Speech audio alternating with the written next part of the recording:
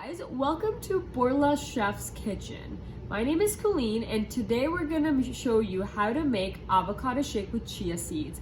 It's really a whole meal in just a cup. A very refreshing drink, easy to make, and most importantly, very nutritious. So let's go and make it together. So we're gonna add a tablespoon of chia seeds into a glass or any sort of container, and we're going to just soak it with in water. And there is really no measurement for the water. You can just add about 4 tablespoons of water in there and let it soak for at least 30 minutes. All right, so here we are ready to make our avocado shake. So we've got these chia seeds that I showed you earlier that we soaked in water for about 30 to 45 minutes.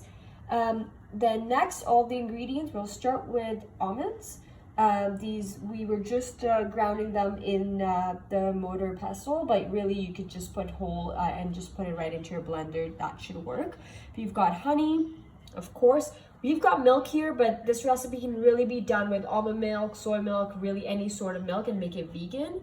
And we do also have avocado right here. So let's get started in making this shake. Let's get started now. So we're gonna put the milk into the blender. Next goes in the avocado.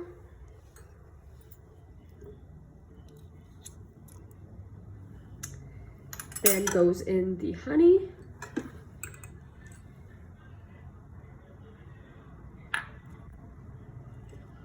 Of course, the honey sticks, so if you do feel that your honey is quite sticky, feel free to just microwave it and warm it up, and it'll definitely become runny, but looks good for us. And then we're going to add about a teaspoon of almonds.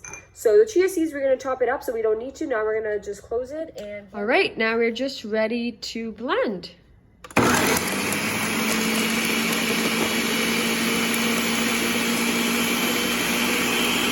Some of the soaked chia seeds into the glass that we will be using. And now I'm just going to take the avocado shake that we've blended and put in